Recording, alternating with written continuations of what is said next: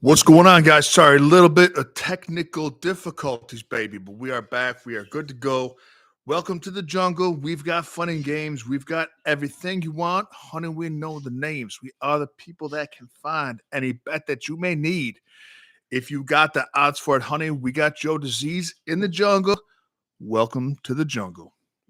All right, here we go. Day before Thanksgiving Eve. Let's recap yesterday. It was a real stinker of a day, was it, Mary Michael? We were 0-3 on YouTube. College hoops went 2-1.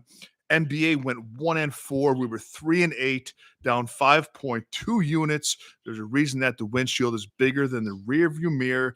We're moving on today. I like what we got cooking. We're gonna have a good show. We're going over most 80% of the NBA games in which I like bets in, and we're going to go over the slate for Thanksgiving football, those god-awful games, as well as the Black Friday game, god-awful, between the Chiefs and Raiders. Why do we have to watch that shit? At least we can bet on it. We'll get right to work in a minute. How are we doing today, guys? First off, we're going to look at the Bulls and the Magic. There's a bet I like in this game. I took myself. It's Vucevic. I like him over 16.5 points. Here's some things that I'm looking at. Here's some things that have been hitting. Franz Wagner of the Magic over 7.5 first quarter points in 5 straight games against bottom 10 defenses, of which Chicago gives up the most points of anybody in the association. Franz Wagner's been playing the entire first quarter since Paolo Banchero's been out. And man, has he been active. I faded him twice, was on him once. The fades didn't work out well. The on him did. He's been over 7.5 first quarter points in 5 straight. Zach LaVine, the Zach LaVine redemption tour has taken off in Chicago after last year's injury. Zach LaVine has been over 23.5 points plus assists today, his line, in his last 5 games with an average of 28.8. So he's averaging 5.3 more than what his line is today for points and assists. Hawks, that's all I got for you in that game, because we have to move a little bit quickly because we have a ton to get to today. Hawks and Cavaliers. Trae Young is a game time decision, so you're not going to find props yet for Dyson Daniels and for Jalen Johnson. Take a look, though. Watch that. If Trae Young is out, which I think he will be, to give him a little bit extended rest with Thanksgiving tomorrow to heal him up. Jalen Johnson's worth taking a look at for his stats. I might leave Dyson Daniels alone. He'll have Donovan Mitchell on him up at the guard position. I would leave him alone. I wouldn't fade him, though, but I would take a look at Jalen Johnson if Trae Young is out. Hawks are 12-23 against the spread. Their last 35 road games, 12-23. They're a tough team to back on the road. Trae, like I said, game time decision. So keep it, there's not much more for this game. I'd stay away. The Cavs props are tough to bet because you never know if Darius Garland is going to go bonkers from 3 or if he's not going to shoot at all. Only guy I like to really back the props on is Donovan Mitchell in big games. Jared Allen rebounds, but his line is perfectly efficient today, in my opinion, at 11.5. I wouldn't touch it. And I like backing Evan Mobley on points, but against a bottom 10 team like the Hawks with Trae Young maybe out, there's some blowout potential there. So I'd stay away. Again, watch Jalen Johnson, though. Watch that as Trae Young news starts to hit. Heat versus Hornets. I got some stuff I like in this game here. LaMelo Ball is so hard to bet on and so hard to stay away from. We're staying away from him today against the top 10 Heat's defense. Brandon Miller, I love today. Brandon Miller over 28 points. Over 28.5 points plus rebounds over this in 4 straight games. He's had games of 43 and 45 points plus rebounds in 2 of his last 4 games. He's shooting a ton. He's taken 20.2 shots a game his last 5 games. He has a 28% usage. Ladies and gentlemen, that means that 28% of the time, the Charlotte Hornets offensive possession ends with Brandon Miller taking a shot. Not just that, he's been cleaning up the glass. 21 rebounds his last 2 games, especially with Nick Martin out. And now Grant Williams out for the season. A little more rebound responsibility falls on Brandon Miller. I love him today over 28.5 points plus rebounds. In fact, his double-double prop is listed about plus 500. I'm thinking about it. Should I do it? You dare me? Frankie, should I do it? What do you think, guys? Double-double. Brandon Miller plus 500. I'm thinking about it. Something else to look at in this game, however, Cody Martin under 16.5 points, rebounds, and assists. He's been under this in 8 of his last 9 games against top 10 defenses, of which Miami is 1. Josh Green under 12.5 points plus rebounds in 16 of his last 19 games against top 10 defenses, of which Miami is 1. And Jimmy Butler, he's known for his defense. He's known for his himminess in the playoffs. But Jimmy Butler hasn't had a steal in 5 straight games. The old bones are starting to get to him a little bit. I would go Jimmy Butler under 0.5 steals. LaMelo Ball can take care of the ball when he has to. There's a lot to look at in that Hornets game, in that Hornets Heat game. Jimmy Buckets, T-Bone says. Rockets and 76ers, Freddie VanVleet over 9.5 rebounds, has hit in 8 of his last 9 games. There's also a good plus money play out there that I'm flirting with. I've seen it across the bar. I'm thinking about buying it a drink. It's Freddie VanVleet over 2.5 3-pointers. He can get going. He's shooting 7.5 a game. I'm thinking about that. Jared McCain, the rookie for the Philadelphia 76ers. He's been the lone bright spot so far for them this season. Jared McCain, over 2.5 3-pointers over this in 8 of his last 9 games, minus 110, currently on both books. Then we have Kelly Oubre. It's funny, Kelly Oubre's hair always looks the same. Like it's never longer, it's never shorter, it's never different. Kelly Oubre, and the hair that remains constant, under 14.5 points plus assists. He's been under this in 4 of his last 5 games. Blazers and Pacers, some things to look at here. Let me know if I'm going too fast. There's a lot to get to because we have the NFL today also. But Blazers, Pacers, my boy Benedict Mathurin, I love today. I love him over 18.5 points. Now, this is a situation and a learning lesson where it's advantageous to have multiple sports books. On Bally Bet, I got this for over 18.5 points for minus 110 this morning. Most books had minus 110 or over 18.5 points.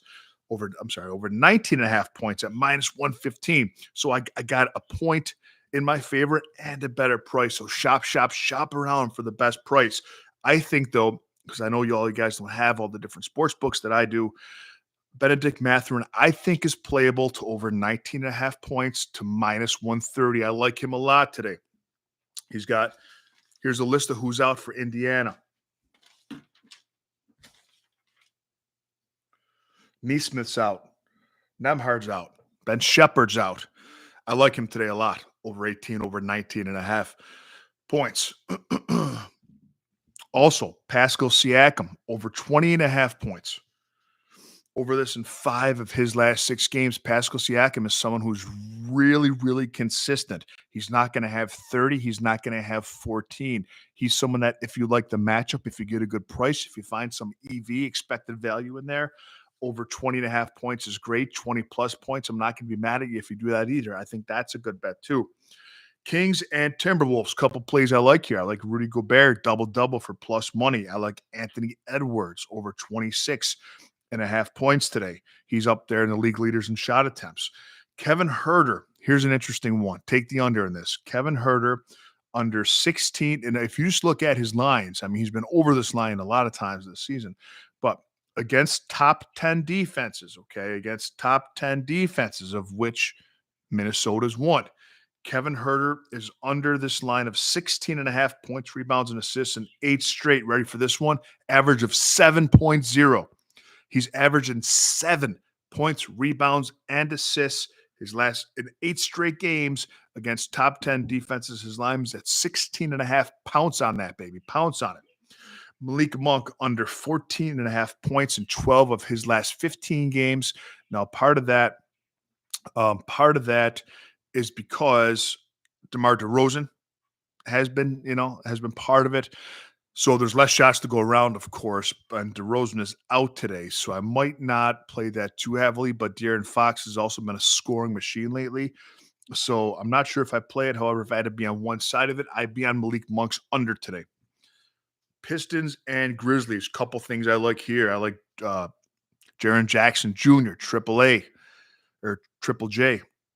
His government name's Jaren Jackson Jr. We call him Triple J. Over 20.5 points. I think he's going to get to the line a lot against my Pistons. Jalen Duren can't keep his hands to himself. So I think that he's going to get to the line a lot. He's averaging 16 shots a game. He's averaging 20 points a game, his last 10, and he's getting to the line 6 times a game. I think he gets to the line, or 6 foul shots a game. I think he gets about 8, 9 foul shots today. I like him a lot.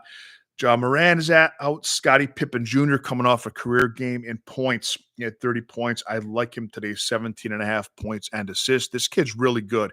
And the more his confidence builds, especially against a Pistons team with Cade Cunningham, who's a game-time decision. My boy Cade might not play. There's going to be a lot less defensive resistance. I like Scottie Pippen Jr. today over 17.5 points. And also Desmond Bane over 5.5 rebounds is a lock in my opinion. That's one of the members plays I sent out today. I like those 3 plays from Memphis. Scottie Pippen Jr. over 17.5 points and assists. Triple J over 20.5 points. And Desmond Bane with his short, stocky build over 5.5 rebounds. Guys, if you have any questions on these games as I'm rattling them off, please don't hesitate to let me know. Put them in the chat and we'll get to them. One more NBA game that we're going to get to before we dive into the National Football League. It's the Raptors and the Pelicans. There's one prop bet I like in this game.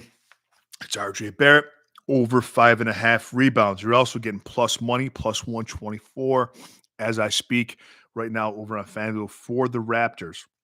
The Pelicans are absolutely terrible this year. They're incredibly dinged up, one of the most injured teams in the association. I like taking a chance on the Raptors with the plus money today.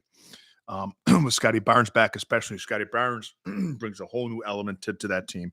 Take the Raptors plus money. I'm going to do it, and you should too. On to the association. Any questions in the comment quickly? This is live, man. This is a nice little Q&A. I feel like the keynote speaker. Nice little Q&A. So any NBA questions, Sharon Stokes, I know you got something for me.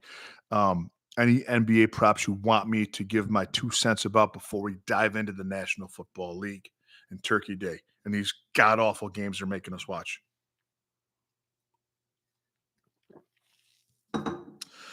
Okay, game number 1.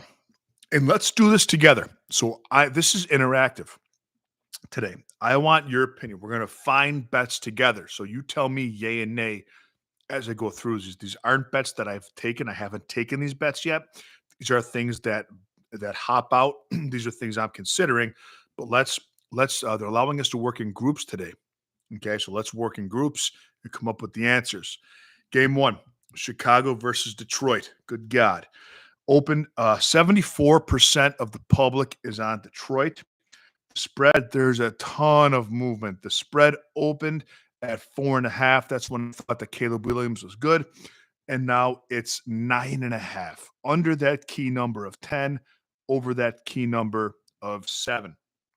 The Lions are 7-1 against the spread the last 8 games. The Lions have beaten spread in 70% of games under Dan Campbell. Do we like the Lions? Do we trust the public here? Or is 9.5 points too much to spot an NFL team on Thanksgiving? Gibbs anytime touchy and Lion win. Greg likes that. You like that for a parlay, Greg? So do we like the Lions here? Are we willing to lay the 9.5? I want to hear from you. Or are we on the Bears side? Jared Goff over 1.5 passing touchdowns in 7 of his last 9 games. You know, St. Brown's going to get 1 if he gets his 2. Yeah, people like T-Bone and Greg both like the 9.5. That's what scares me, is that everyone likes the 9.5. It makes sense to me, but that's what scares me. There's a lot of line movement when this line came out.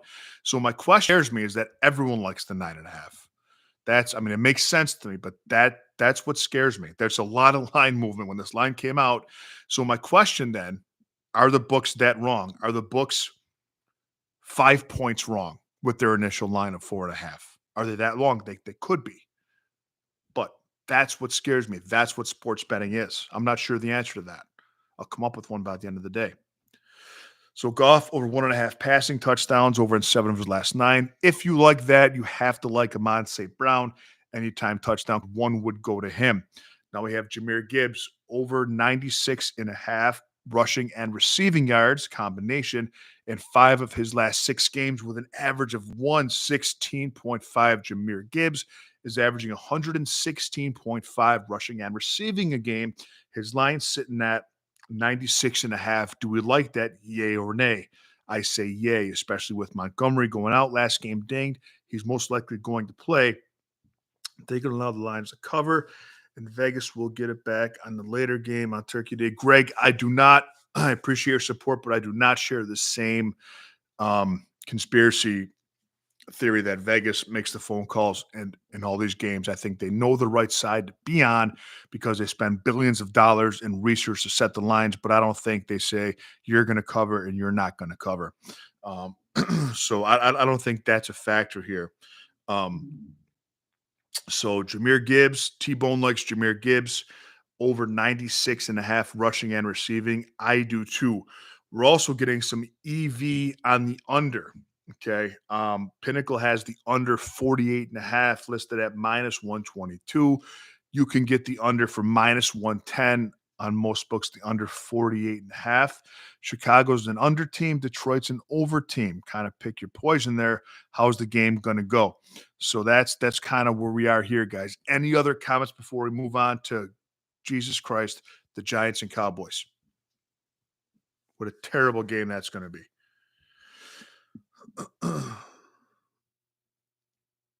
There's a free $10 bet and Goff for 1.5 passing yards on Fliff. Cool. Thanks, brother. I appreciate that, Ben. And guys, so Ben's telling us here on Fliff, man, there's a free $10 bet on Fliff. Fliff and Rebet are 2 sports books that I talk about all the time. I know the names are funny and they're a little bit quirky, but they work all the same. You get so here's the deal. Fliff gives you really good player props lines that you can't find on most big commercial books. Rebet don't do the player props here. They're terrible because they don't do under, so they juice the heck out of their overs. For example, if there's a book that has -110 on the over and the under, Rebet will have -118 in the over and in the under. Don't do player props there. However, Rebet has really good lines. When you're getting 2.5 on an NFL or college football game, Rebet's got 3 or 3.5 ordinarily. So Fliff and Rebet are 2 books to take advantage of. And I don't recommend anything that I don't test myself. I don't use myself. I have both those books as one of my 13 that I use on a daily basis, and I've deposited money and withdrawn that money that's been in my account within 2 days just to make sure that it works. All right, so T-Bone's watching the Giants to see if Jesus if Jesus suits up. I don't know. They're playing the Cowboys. You got me on that one, T. So Giants Cowboys, for Christ's sake, we're going to watch this game. Opened at 8.5. Now it's 3.5. Again, we have very big line movement because Dallas is terrible, but the Giants are terrible too. And who's playing quarterback for them? Tommy Cutlets. Is he going to play? There's no props. There's no player props, by the way, ladies and gentlemen, for the Giants quarterback. It could be Drew Lock. I think it's kind of shitty the way Brian Daboll handled that situation because Drew Lock signed up to be that backup quarterback, number 2 behind Daniel Jones for the Giants. Did his job every day, studied the offense, learned what he had to do. But Daboll, in my opinion, succumbed to pressure from the front office to play Tommy Cutlets, so that's what I think happened there. He's not an NFL quarterback. He's just not. I know Daboll personally too. I used to own an American Ninja Warrior kids gym in Buffalo, and he'd bring his kids there. He was a nice guy most of the time, but anyways, I digress. Me knowing him has nothing to do with the fact that the Giants suck. The under has hit in 9 of the Giants' last 12 games. Malik Neighbors. We love Malik Neighbors. One of the best rookies on the year. No one can get him the goddamn football. Under his line of 67.5 yards in 4 of his last 5 games. Is this the game he goes over against the Cowboys. Also, Neighbors, the prop of longest reception, 21.5. He's been under this in 5 straight games because he's got buffoons throwing him the football. I think Drew Lock's a better option. Is Lock playing? Is Tommy Cutlets playing? I don't know. Who knows? What do we like here, guys? Tell me what you like in this game here. We're doing this together. They're letting us work in groups today in Mr. Basil's history class.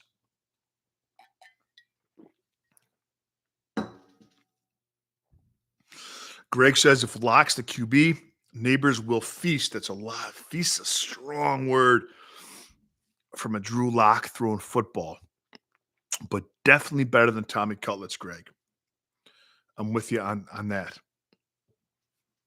I'm with you on that. Miami and Green Bay is an interesting one because the public's kind of split. 54% on Green Bay, opened at 3.5, still 3.5, and the price hasn't moved much at all. Open -1 or open -115. Now it's -110. So there's not a lot of movement whatsoever here. You're getting some expected value, some EV on the Dolphins, plus 3.5. -110 on most books. Pinnacle has that -125. Pinnacle likes the sharp books, like the Dolphins, plus the 3.5. That's being on the good side of the field goal, which I talk about very often, and I like so much. Couple props here. Jordan Love, over 1.5 passing touchdowns. Over this in 12 of his last 15 games. Something's wrong with Jalen Waddle in the Dolphins offense recently. Under 46.5 receiving yards in 8 of his last 10 games. Do we like the Packers? Do we like the Dolphins? Are we laying the 3.5? I want to hear from you in the comments. Are we laying the 3.5 to Green Bay? We're taking the 3.5 with Miami. I wouldn't mess with the over-under. Are you with me? Do you like Jordan Love over 1.5 touchdowns? I'm going to play that. And do you like Jalen Waddle under? Do you think that trend continues even with Tua in that quarterback? Greg likes the Packers game. It's definitely, Greg, the best game on the slate, the most competitive game to watch for sure. Greg, what side are you on? And Silverback Nation, Jungle Nation, what side are you on? You on the Packers? You laying the 3.5, or do you want the field goal plus with Miami? I know what side I'm on. I'm on the Packers laying the 3.5. I think that defense is too much for Tua. That's a very well-coached team. Mike McDaniels is a doofus. Huge coaching advantage, quarterback advantage to Green Bay, defense advantage. And if you look at the 3 things that matter most, a lot of factors matter, but 3 things that matter most. Greg's going alternate 6.5 with the Packers. He's getting sassy. I like that. All right. I'm happy with the 3.5. I'll take the 21-17 win. But quarterback, defense, and head coaching. Look at the Chiefs, right? Quarterback, head coach, defense. That matters a ton. Give me that with the Packers laying the 3.5. Greg says they win by 7+. All right, Greg. We are with you, man. We're here to support you. I'm going to take the 3.5. I'm happy with the -110 at the 3.5. Greg's laying 6.5. All right, last game of the day, Raiders and the Chiefs. There's a ton of line movement today in the next couple of days in the NFL. Here's the line movement. Opened at 7.5. Now it's 13. Aiden O'Connell's the quarterback. Why do we have to watch these quarterbacks on Thanksgiving, for Christ's sake? 55% on Kansas City, only because it's a 13-point spread. I ask you, is that too much to give? And even an Aiden O'Connell-led NFL team is 13 points too much. Were the books that far off from Gardner Minshew? Here's a better question: Is there a 5.5 point difference between Gardner Minshew and Aiden O'Connell? I don't think there is. But open at 7.5. Now it's 13. Travis Kelce's prop over 5.5 receptions. Over this in 4 of his last 5 games. Raiders are 1-4 against the spread in their last 5 games against top 10 defensive teams, in which Kansas City is 1. Brock Bowers. Let's talk about Brock. Brock Bowers did not have a great game last game, but remember, the only thing you saw, or the last thing you saw, isn't the only thing you saw. Brock Bowers has had an incredible body of work so far this season. He's in Brock Bowers' last 5 road games, he's been over his receiving yards prop his receptions prop of 6.5. 6.5 is a high line. He's been over this, however, though, in 4 of his last 5 road games, average of 9 catches a game. Now, we know Gardner Minshew has been building a rapport with him. Is that going to come back? They're going to refine that with Aiden O'Connell against the Chiefs defense. That's tough. 7 catches is a lot, but who else is he going to throw it to? I know who he might throw to. Jakobi Meyers. Over 51.5 receiving yards is his line. He's been over this in 4 of his last 5 games with the 75.6% average in those last 5 games. Here's Jakobi Meyers. 105 yards versus Cincinnati in 2 of his last 4. 121 yards versus Denver. He played Kansas City once, had 52 yards. His line's sitting there at 51.5 yards. Do we like that? So let's talk about this. Number one, is our last thing today. Number one, are we laying 13 with Kansas City, or are we taking 13 with an Aiden O'Connell-led Raiders? That's the first question. I want this in the comments. Number 2, Brock Bowers. Is he getting 7 catches? Is he getting a touchdown? And number 3, Jakobi Meyers. Over 51.5 receiving yards. These are all Aiden O'Connell dependent. Do you like any of those guys? Let me hear it in the comments. Then we'll pop out of here. T-Bone says Malik Neighbors under makes sense, but don't know if he'd take it. Even with Danny Cutlets throwing the ball. I'm sorry, Tommy Cutlets. Danny Dimes, Tommy Cutlets. When your quarterbacks have nicknames like that, it's never good.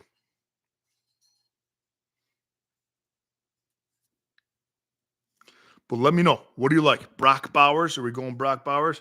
Will Jackson's coming in. What up, Du Silverback? Happy holidays, brother. James Harden. He likes James Harden over 8.5 assists today. Wizards giving up assists to leading ball handlers. James Harden. James is averaging 8.7 assists a game. Will, I'm with you, bro. I like that more than the points. James Harden has not been shooting as much as he used to whatsoever. My question is, Balil Coulibaly, is he going to be on James Harden? Because he has been, or who's he going to be on? He's been a defensive nightmare for people. He's missing. I had him yesterday over points. He ended up 2 points shy. He was 2 for 13 shooting. So he's not doing great offensively, but he's great defensively. But I want to know, Will, whomever, what are we doing with this Raiders game, guys? Are we laying the 13 with Kansas City? Are we taking the 13 with the Raiders? That's a lot for an NFL team. Do we like Brock Bowers over 6.5 catches? Do we like Jakobi Meyers over 51.5 receiving yards? I want to hear from you in the chat. You let me know. Personally, here's where I am. I'm staying away from the spread here. I might go with the over. I'm staying away from Brock Bowers because 6.5 catches is a ton. I do like Jakobi Meyers over 51.5 receiving yards. Already done it against them this year with Aiden O'Connell. And I think that they're going to have to be throwing the ball. So I'm on Jakobi Meyers over 51.5 receiving yards. Guys, I'm going to get out of here. Have a great Thanksgiving. Here's the deal, man. No live show tomorrow due to Thanksgiving. We'll be back Friday. Thank you. Spread the love. I'm trying to get to 3,000 YouTube subscribers by the end of the year. So do me a favor, man. Share the YouTube channel. If I get to 3,000, it's only 150 away. If I get to 3,000 by the end of the year, I'm going to give away 2 yearly memberships to someone. So go ahead and share that channel, and we can all celebrate together. Thank you so much for everything, guys. Have a great holiday, and I'll see you Friday.